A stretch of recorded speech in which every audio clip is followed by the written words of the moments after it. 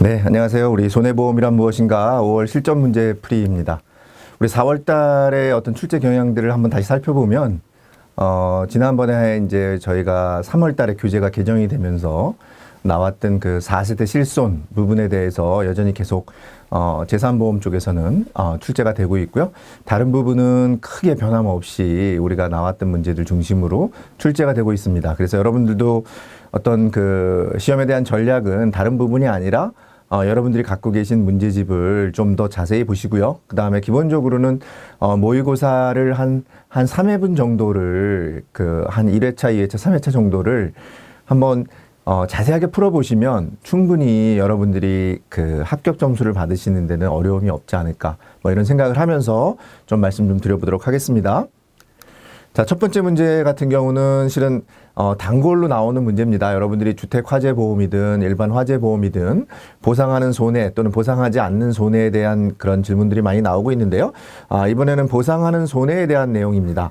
그래서 뭐 정답 같은 경우는 여기 나와 있는 것처럼 1번, 3번, 4번 같은 경우는 보상하지 않는 손해에 해당합니다. 그래서 우리가 자연 발화로 생긴 손해라든지 아니면 피보험자의 고의나 중대한 과실로 생긴 손해라든지 또는 화재 발생 시 도난 또는 분실로 인한 손해에 대해서는 우리가 별도로 보상하지 않습니다. 근데 여기 나와 있는 것처럼 실은 보상하지 않을 것 같이 보이는 문제긴 하지만 여기 일반 화재보험과 달리 주택화재보험에서는 폭발 또는 파열에 따른 직접 손해에 대해서는 보상을 하고 있습니다.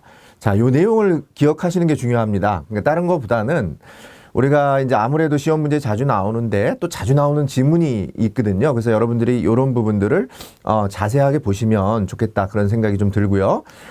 자, 이번 문제는 우리가 주택화재보험에서 이제 지급보험금의 합계액이 얼마냐 이런 거 계산하는 문제가 좀 종종 나오고 있는데요. 여러분들이 이제 계산하는 문제가 나오면 일단은 계산하는 문제가 나오면 좀 부담스럽죠. 그렇지만 여러분들이 아무래도 시험 문제에 나오는 그런 계산 문제들은 자주 나오는 부분이고 그렇게 계산이 복잡한 수준은 아니니까 여러분들이 좀 기억하시면 좋을 것 같고요. 일단 첫 번째로 기억을 해야 되는 부분은 뭐냐면은 보험 가입 금액이 어떠냐 이거죠. 우리가 80% 이상일 때는 코인슈어런스라 그래서 손해액 전액을 보장해주고 있지 않습니까? 그렇기 때문에 일단은 기본적으로 전부 보험이다. 1억 원인데 가입 금액이 1억 원을 들었으니까 우리가 이 부분은 코인슈어런스에 해당하기 때문에 재산 손해액을 전액 보장해준다. 그러나 어디까지 보장해주냐면 보험 가입 금액 한도로 보장한다. 요 두 가지를 먼저 기억하시고요. 일단은 코인슈어런스에 해당하는지 아닌지를 먼저 보시기 위해서는 가입 금액이 80% 이상인지 아닌지를 먼저 확인하시고요. 그 다음에 두 번째는 80% 이상으로 확인하셨으니까 전액이 보상되니까 재산 손해액은 8천만 원. 그 다음에 잔존물 제거 비용은 어떻게 됩니까? 잔존물 제거 비용은 우리 재산 손해액의 10% 한도 내에서 보상을 해주잖아요. 그죠? 그러니까 이 금액은 얼마입니까? 800만 원. 그죠? 2,500만 원을 다 보상해 주는 게 아니라 10%니까 800만 원. 그럼 8천에다가 800만 원 더하니까 8,800. 잔존물 보존 비용은 실은 보험 가입 금액 한도하고 관계없이 전액을 보장해 주니까 600. 그러니까 8,800에다가 600을 더하니까 9,400만 원. 이렇게 돼서 정답이 2번이 되는 겁니다. 다시 한번 정리해 보면은 일단 전체를 다 지원해 줄 수 있는지 코인슈어런스인지를 먼저 확인한다. 그죠? 그 다음에 보험 가입 금액을 한도로 손해액을 전액 보상해 준다. 그래서 재산 손해액, 그 다음에 잔존물 제거 비용이라고 하는 것은 우리 재산 손해액의 10% 한도 내에서 지급을 하니까 8천만 원. 8,800만 원이죠. 그 다음에 600만 원은 가입금액 한도하고 관계없이 해주는데 실은 가입금액이 1억 원이기 때문에 다 해당 사항이 되는 거죠. 만약에 이게 1억 원이 넘었을 경우에도 잔존물 보존 비용에 대해서는 손해방지 비용이나 손해방지 비용과 잔존물 보존 비용은 전액 다 지급해 줍니다. 그렇기 때문에 이거는 보험 가입금액 한도하고도 관계없다. 같이 기억해 주시면 좋겠습니다. 자, 3번 주택화재보험의 계약 후 알릴 의무사항. 계약 후니까 통지 의무겠죠. 만약에 이 통지 의무를 위반하면은 마찬가지로 계약은 해지 가능합니다. 그래서 아닌 것. 우리가 이제 통상적으로 주택화재보험이기 때문에 피보험 이익이 되는 물건이 뭐가 되는 거죠? 주택이 되는 거죠. 그러니까 주택하고 관계가 없으면은 실은 뭐가 되겠습니까? 고지할 필요가 없는 사항이 되겠죠. 그러니까 여기 나와 있는 것처럼 직업이 변경되었을 때 피보험자의 직업하고 불화재하고는 관계 관련성이 없죠. 떨어지기 때문에 이 피보험자의 직업이 변경되었을 때는 의무사항이 아니지만 당연히 피보험, 우리 주택화재보험의 목적물의 양도나 이전이 있을 때는 신고를 해야 되겠죠. 의무를, 통지를 해야 되겠죠. 건물을 계속해서 30일 이상 비워두거나 휴업할 때. 자, 요 30일도 시험에 자주 나오니까 같이 기억하시면 좋겠습니다. 30일 이상 비워두거나 또는 보험의 목적을 15일 이상 수선할 때. 며칠 이상이요? 15일 이상 수선할 때. 이럴 때는 반드시 어떻게 해야 된다? 통지해야 된다. 만약에 안 했을 때는 당연히 해지 사유에 해당된다. 이렇게 같이 기억하시면 되겠습니다. 자, 4번 풍수해 보험에서 보상하는 대상 시설이 아닌 거. 자, 우리 풍수해 보험 같은 경우도 개정이 되면서 조금 내용이 줄었습니다. 그래서 이런 부분들은 필수적으로 많이 물어보는 내용들이기 때문에 여러분들 꼭 기억하시고요. 우리가 풍수해 보험에서 보상해 주지 않는 것은 특수 건물. 특수 건물이 뭐냐면은 16층 이상의 건물 또는 16층 이상의 아파트 다 특수 건물에 해당합니다. 그래서 16층 이상의 아파트 내지는 특수 건물은 풍수해 보험 보상 대상, 가입 대상이 아니다. 같이 기억하시면 되겠습니다. 자, 나머지는 우리가 주거용 주택, 농업용 비닐하우스 또는 소상공인의 건물과 시설 내에서 나머지 부분들은 보상을 하는데 16층 이상 아파트에 대해서는 특수 건물에 해당해서 뭐에서요? 풍수해 보험에서 보상하지 않는다. 이렇게 기억하시면 좋겠습니다. 자, 도난보험에 대한 설명 중 틀린 거 고르는 문제입니다. 자, 우리가 지금 여기도 마찬가지로 도난보험이든 주택화재보험이든 보상해주는 거, 보상해주지 않는 거, 이런 것들이 시험에 자주 나온다는 거예요. 그래서 여러분들이 보상이 가능한 거 또는 보상하지 않는 거, 이런 부분에 대해서는 좀, 각각의 그런, 보험 상품별로 여러분들이 좀 기억하시면 좋겠다라는 말씀 좀 드리겠고요. 자, 수탁물의 절도 또는 강도의 도난 행위로 입은 직접 손해는 보상하지 않는, 도난보험이니까 말 그대로 다른 주택보험이나 화재보험에서는 일반 보험에서는 절도나 강도의 행위로 인해서 직접 손해가 보상되지 않겠지만 도난보험 자체는 뭡니까? 이렇게 도난이 발생을 했을 때 보상해주는 보험이기 때문에 당연히 수탁물의 절도 또는 강도의 도난 행위로 인한 그런 직접 손해에 대해서는 보상한다. 보상하지 않는다가 아니라 보상이 가능하다. 그게 맞는 내용이 되겠습니다. 그래서 틀린 것은 이런 부분이고요. 여기 나머지 나와 있는 1번, 2번, 4번 같은 경우는 말씀대로 우리가 어떤 부분에 대해서는 보상하지 않는다 또는 보상한다. 이런 부분들은 좀 같이 기억하시면 좋겠습니다. 자, 장기손해보험의 보험료에 대한 설명 중 틀린 것 고르는 문제입니다. 그래서 이거는 일반적으로 우리가 보험료라고 하는 부분이 있잖아요. 그래서 보험료라고 하는 부분인데 장기 손해보험이라고 하는 것은 일반적으로 우리가 통상적으로 손해보험은 1년마다 갱신되죠. 여러분들 자동차 보험 생각하면 됩니다. 1년마다 갱신이 되는데 특별하게 3년 이상 유지가 되는 보험에 대해서 우리가 이제 장기를 앞에 붙입니다. 그래서 장기 손해보험, 장기 화재보험 이렇게 얘기를 하는데요. 장기 손해보험 같은 경우는 특별 계정에서 운용을 합니다. 여러분들 요거는 꼭 기억하시면 되겠습니다.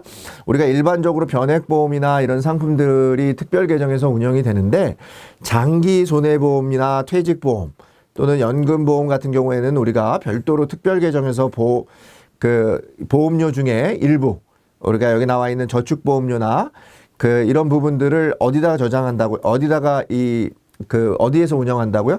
특별 계정에서 운영합니다. 일반적으로는 대부분의 보험들은 다 일반 계정에서 운영을 하는데 장기 손해보험은 그래서 특별 계정에서 운영되는 상품이다. 맞다? 틀리다? 예, 맞다. 그거 하나 기억하시고요. 그 다음에 우리가 아까 말씀드린 것처럼 장기 손해보험 특별 계정에서 운영하는 것은 통상적으로 장기 손해보험의 저축보험료를 특별 계정에서 운영을 합니다. 그러면 나머지 부가보험료나 위험보험료는 어디서 운영한다는 거예요? 예, 일반 계정에서 운영한다는 겁니다. 일반 계정에서. 그래서 위험보험료라고 하는 것은 보험업법에 의해 특별 계정으로 운영되는 게 아니라 위험보험료는 일반 계정으로 운영된다. 이 부분이 틀린 내용이 되겠고요.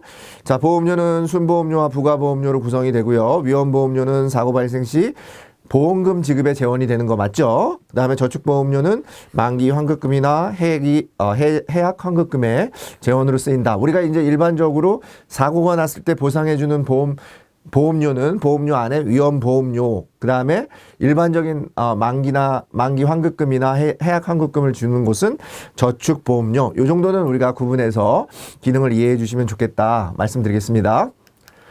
장기 손해보험에서 청약 철회 및 계약의 취소에 대한 설명으로 틀린 것 고르는 문제입니다. 자, 우리가 청약 철회는 보통 며칠이죠? 청약 계약을 뭐 한 다음에 우리가 15일 이내죠. 그죠? 15일 이내. 우리가 보험증권을 받은 날로부터 15일 이내. 계약의 취소 같은 경우는 우리가 3개월 이내에 취소를 할 수 있습니다. 그래서 여기서 나와 있는 것처럼 계약 체결 시 계약자가 자필 서명을 하지 않은 경우에 계약을 취소할 수 없다가 아니라 당연히 우리가 계약을 취소할 수 있다. 왜냐면은 자필 서명을 하지 않은 것, 우리가 중대 3대 지키기죠. 우리가 3대 지키기 의무를 위반했을 경우에는 우리가 그 계약을 취소할 수 있다 그랬으니까 자필 서명하지 않으면 계약을 취소할 수 없다가 아니라 취소할 수 있다. 자, 보험증권을 받은 날로부터 15일 이내에 청약 철회할 수 있고요. 회사는 청약 철회 접수일로부터 상영업일 이내에 이미 납입한 보험료를 지급해야 되고요. 계약자는 청약을 한 날로부터 30일 이내에 청약을 할 수 있습니다. 보험증권을 받은 날로부터는 15일, 그 다음에 계약을 한 날로부터는 청약을 한 날로부터는 30일 이내에 우리가 청약을 철회할 수 있다. 같이 기억하시면 좋겠고요. 여기서는 이제 숫자들이 많이 나오는데 우리가 숫자들을 좀 잘 기억하시면 좋겠습니다. 15일 이내. 그 다음에 청구하는 것은 보험료를 청구했을 때 보험회사는 3영업일 이내에 지급해야 되고 계약자는 청약을 한 날로부터는 30일 이내. 이렇게까지 같이 기억하시면 좋겠습니다. 계약을 취소할 수 있는 것은 계약한 날로부터 3개월 이내. 같이 기억하시면 좋겠습니다. 장기 손해보험 보험료 계산의 3요소. 우리가 보험료 계산할 때 3요소가 뭡니까? 예정 위험률, 예정 사업비율, 예정 이익률, 예정 이율 이렇게 계산하죠. 예정 이익률이라고 하는 것은 없습니다. 아시겠죠? 그냥 예정 이익률이라고 하는 것은 3요소에 해당하지 않습니다. 그래서 장기 손해보험의 보험료 계산하는 방법은 위험에 대한 위험률, 사업비에 대한 사업비율, 그 다음에 이자에 관한 예정 이율입니다. 이익률이 아니라 이율이라고 하는 거 좀 꼭 기억하시면 좋겠습니다. 장기 화재보험의 보험료 산출 시 고려사항이 아닌 것. 자, 우리 장기 화재보험이니까 뭡니까? 이것도 마찬가지로 주택이나 물건에 대한 화재겠죠. 그죠? 물건. 동산 같은 경우에 우리가 화재보험을 드는데, 그러니까 부동산이나 동산에 대한 화재보험을 드는데 뭐가 들어가지 않겠습니까? 당연히 직업 같은 거는 관계없죠. 우리가 건물에 누가 그 보험료를 산출하는데 우리가 주택 소유자의 직업이 뭐에 따라서 불나고 그러는 건 아니지 않습니까? 그렇기 때문에 고려사항이 아닌 것은 직업. 이런 부분들은 보험료 산출과 관련이 없다라는 부분입니다. 우리 앞에서도 통지 의무사항에서 어떤 그런 그 피보험자의 직업의 변경 이런 것들을 알릴 필요가 없다는 거하고 동일한 문제인데요. 여러분들 같이 기억하시면 좋겠습니다. 지금까지 나온 문제들이 거의 기본적으로 우리 화재보험이나 도난보험 또는 특수보험에서 특정보험에서 자주 나오는 문제들이니까 여러분들이 꼭 같이 기억하시면 좋겠다. 보장해 주는 거, 보상해 주지 않는 거. 그다음에 어떤 통지사항이나 고지사항이 아닌 거 이런 부분들 같이 기억하시면 좋겠습니다. 10번 문제입니다. 우리 연금저축 납입기간 몇 년이죠? 여러분들 납입 최소한 연금저축의 그 세제 적격 요건을 갖추기 위해서 납입 최소 기간이 5년 이상입니다. 10년 아니고요. 5년 이상이라고 하는 거 여러분들 기억하시면 좋겠습니다.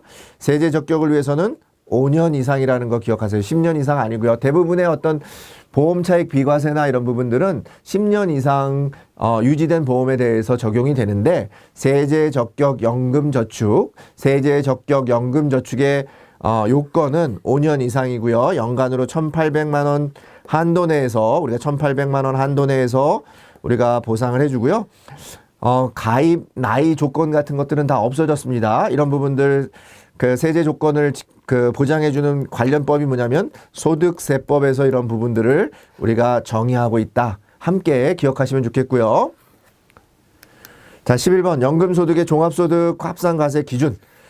이거는 여러분들이 그냥 좀 단순하게 암기하시면 좋을 것 같아요. 왜냐면은 여기서 말하는 것처럼 그냥 기본적으로 연금 계좌에서 인출하는 연간 연금 수령 금액이 1,200만 원을 초과하는 경우에 종합과세에 해당된다라는 부분입니다.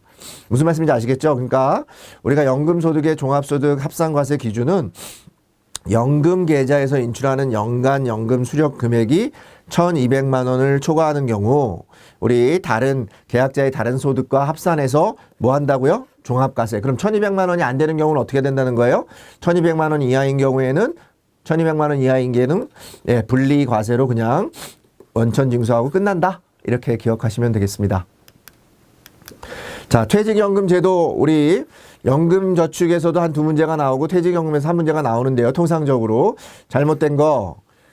자, 우리 일반적으로 퇴직연금은요. 요즘에 이제 제도가 많이 바뀌어서 그 모든 취업자, 모든 직업자를 가진, 모든 직업을 가진 사람들 또는 모든 사업을 하는 사람들 다 포함해서 가입이 가능하다. 그래서 여기 나와 있는 것처럼 자영업자는 개인형 퇴직연금에 가입할 수 없다. 아니고요. 자영업자도 가입할 수 있다. 그러니까 퇴직연금은 근로자 또는 자영업자 모두 가입이 가능하다. 이렇게 기억하시면 더 좀 편할 것 같습니다. 자, 이제 우리가 이 손해보험의 내용에서 한 5문제는 자동차 보험에 관한 문제입니다. 자동차 보험이 좀 범위가 넓긴 한데요. 가장 또 출제가 많이 되니까 여러분들 좀 자주 나오는 문제들 중심으로 좀 기억하시고 암기하시면 되겠습니다. 자, 자동차 손해배상 보장법에 따른 제도에서 자동차 사고에 피해자를 보호하기 위한 거, 피해자를 보호하기 위해서는 자동차 보유자의 의무보험 가입을 강제해야 되겠죠. 그죠? 피해자를 보호하니까. 그 다음에 직접 청구, 피해자가 그 보험금을 직접 청구하는 제도도 만들어 놔야 되고, 또 조사가 오래되면은 안 되는 부분이 있잖아요. 보험금. 그래서 보험금을 가불금 제도를 통해서 보험금을 미리 좀 땡겨받을 수도 있어야 되죠. 자, 보험료 할인 할증 제도는 누구를 위한 겁니까? 피해자가 아니라 이건 계약자를 위한 거겠죠. 그죠? 계약자가 장기적으로 무사고 뭐 이렇게 발생을 했을 때는 할인을 해주고 또 사고가 발생했을 때는 할증하는 그런 제도들을 통해 가지고 운영한다. 그런 거 여러분들 많이 보셨겠죠. 그래서 보험료 할인 할증 제도는 계약자를 위한 거지 피해자를 보호하기 위한 내용이 아니다. 그래서 정답은 2번이 되겠습니다. 아시겠죠? 그래서 우리가 피해자를 보호하기 위해서 강제적으로 여러분들 책임보험을 의무적으로 가입하고 있지 않습니까? 그래서 같이 기억하시고 직접적으로 우리가 어떤 그 피해자가 직접적으로 보험금을 청구할 수 있는 청구권을 부여하거나 앞서서 말씀드린 것처럼 그 가불금을 만들어내는 부분들, 이런 부분들이 다 피해자를 보호하는 제도다. 한번 같이 기억하시면 좋겠습니다. 자, 14번 교통사고 처리 특례법에 대한 설명으로 틀린 거, 이런 부분입니다. 그래서 여기 나와 있는 것처럼 우리가 특례법이라고 하는 부분은 일반적으로 교통사고 처리 특례법이라고 하는 건 뭐냐면 우리가 12대 중과실이나 아니면은 사망사고 또는 뺑소니 사고, 그 다음에 여기 나와 있는 것처럼 중상해를 제외하고는 우리가 일반적으로 사고가 났을 때 처벌하지 않는다는 겁니까? 여기 형사 이렇게 피해자 간에, 가해자와 피해자 간에 형사 합의가 되면은 처벌받지 않는다는 거예요. 여러분들이, 그러니까 이건 뭐냐면은 자동차라고 하는 것 자체가 위험한 건데, 위험한 것 중에서도 이렇게 중대한 사항들을 위반하지 않았을 경우에는 우리가 형사처벌하지 않는다는 겁니다. 이게 이제 운전자를 보호해주는 제도고요.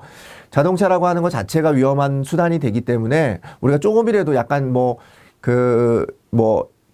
경미한 어떤 그런 과실이나 아니면은 여러분들이 잠깐 부주의한 걸로 사고가 날 수도 있는데 그런 것들에 대해서 모두 형사처벌을 받는다 그러면 자동차를 운전하는 것들이 굉장히 부담이 될 것 같고요. 그죠? 그렇기 때문에 그런 부분들을 해결해 주기 위해서 교통사고 처리 특례법이라고 하는 것들을 시행을 함으로써 만들어서 우리가 운전자들을 보호해 주는 겁니다. 근데 다만 운전자들을 보호해 주지만 12대 중과실이나 사망사고나 뺑소니 사고나 중상해 사고를 일으켰을 경우에는 가해자와 피해자와 가해자 간에 어떠한 그런 합의를 하더라도 형사처벌을 면제받는 게 아니라 형사처벌된다라는 부분 같이 기억하시면 되겠습니다. 그래서 틀린 내용이 뭐가 되냐면은 피해자가 중대한 뇌손상을 입는 등 중상해를 입은 경우에는 어떻게 된다고요? 조금 전에 말씀드린 것처럼 교통사고 처리 특례법에 제외된다. 그런 예외사항에서 제외가 돼서 그런 공소제기 불가가 당연히 공소제기가 일어난다라는 부분입니다. 그래서 여러분들이 조금 전에 말씀드린 것처럼 여기에 해당하는 게 뭐라고요? 예, 12대 중과실, 사망사고, 뺑소니 사고, 12대 중과실, 그 다음에 여기 나와 있는 중상해 사고, 요 네 가지에 대해서는 우리가 가해자, 피해자가 합의를 하더라도 처벌을 받는다. 형사처벌을 받는다. 그렇게 기억하시면 되겠습니다. 자동차 보험 의무보험의 계약 해지 요건에 대한 설명으로 맞는 거 고르는 문제입니다. 자, 우리가 대물배상은 언제든지 해지 가능한 게 아니라 여러분들이 책임보험의 의무, 그죠? 대인 배상 1회 반드시 가입해야 되죠. 의무적으로. 그 다음에 또 뭡니까? 대물배상 같은 경우는 2천만 원 이상. 그죠? 2천만 원 이상은 반드시 의무적으로 가입하게 되어 있죠. 그러니까 대물배상은 언제든지 그 해지가 가능한 게 아니라 2천만 원 이상 가입해야 되니까 해지가 가능한 것은 아닙니다. 자, 의무보험은 중복으로 계약이 체결되어도 계약을 해지할 수 없는 게 아니라 해지할 수 있고요. 자동차 사고로 인하여 폐차한 경우에는 당연히 해지할 수 있겠죠. 없으니까 차가. 자동차를 말소 등록한 경우에는 의무보험의 계약 해지가 가능하다? 예, 맞는 내 이해가 되겠습니다. 말소했으니까. 말소 등록한 경우에는 해지가 가능하다. 자, 그래서 여러분들 조금 전에 말씀드린 것처럼 대물배상 같은 경우는 2천만 원 이상 의무적으로 가입하게 되어 있고요. 중복계약일 땐 당연히 해지가 가능하고 교통사고로 인해서 폐차한 경우에는 더 이상 운행할 수 없는 조건이기 때문에 해지가 가능하다. 요 해지 조건에 대한 사항들을 같이 기억하시면 좋겠습니다. 자, 16번 질문입니다. 자동차 보험 가입 경력 인정에 대한 설명 중 틀린 거 고르는 겁니다.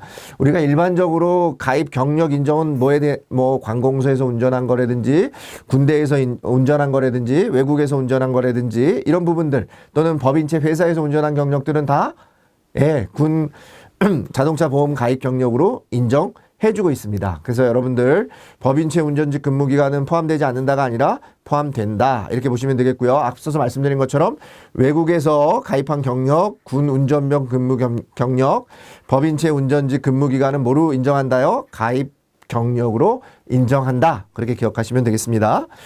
자, 이제 17번 손해보험의 마지막 문제인데요. 자, 자동차 손해배상 보장 사업이라는 게 있습니다. 우리가 이제 그 일반적으로 뺑소니나 그 무보험 자동차에 대해서 우리가 보상을 해줘야 되는 부분들이 발생하지 않겠습니까? 그랬을 경우에는 우리가 자동차 손해배상 보장 사업에 의해서 보장을 받는데 국토교통부가 주관을 합니다. 국토교통부가 주관을 하고요. 손해보험협회에서 관련된 그 심사나 평가, 교육 등을 시행하고 있고요. 그 다음에 여기에 가입되어 있는 회사, 손해보험회사는 10개의 손해보험회사입니다. 이것까지는 맞는데요. 구상 업무 자체는 어디서 하냐면 보상 업무는 손해보험회사에서 진행을 하는데 구상 업무는 자동차 손해배상 진흥원에서 담당을 합니다. 자, 그래서 여러분들이 우리 자동차 손해배상 보장 사업에 관해서는 먼저 첫 번째로 국토교통부 기억해 주시면 좋겠고요. 국토교통부에서 지도 감독을 하고 손해보험협회에서는 심사평가를 하고 그 다음에 10개의 손해보험회사가 보상 업무를 담당한다. 그리고 구상 업무는 자동차 손해배상 진흥원에서 담당한다. 이렇게 같이 기억하시면 되겠습니다. 자, 조금 전에 말씀드린 것처럼 1편 가장 중요한 부분이긴 하죠. 보험 설계사 자격시험 문제 중에 손해보험 파트에서 한 17문제 정도가 출제가 되는데요. 말씀드린 대로 일반적인 화재보험이나 특정보험, 배상책임보험 등에서 보통 한 10문제 가까이가 나오고요. 나머지 그 연금저축하고 퇴직연금에서 한 3문제 정도가 나오고 자동차 보험에서 5문제 정도가 출제가 되고 있습니다. 그래서 여러분들이 중요한 거 범위가 많은 거는 자동차 보험인데 어떻게 보면은 앞부분에서 시험 문제가 5문제를 여러분들이 포기하고 12문제를 맞춰서 간다라고 해도 하나의 방법일 수 있습니다. 그러니까 여러분들이 어떤 부분에 중점을 두느냐에 따라서 조금 더 공부하시는 방법이 달라질 수 있을 것 같습니다. 저는 오히려 자동차 보험이 조금 어렵기도 하고 내용이 좀 많기도 하기 때문에 시험을 위해서는 그 자동차 보험을 제외한 앞부분에 좀 더 집중을 해서 문제를 푸시는 게 훨씬 쉽고요. 자동차 보험에서도 여러분들이 좀 구체적으로 어려운 부분들은 여러분들이 스킵을 하시고 단순하게 암기해야 되는 거, 자동차에 해당하는 거, 자동차가 아닌 거, 이런 것 등 포함해서 좀 단순하게 암기해서 맞출 수 있는 그런 부분들에 좀 더 집중을 하면 오히려 시험 문제를 푸시는 데는 좀 더 용이하지 않을까 그런 말씀을 드리면서 일단 손해보험 편을 마치도록 하겠습니다.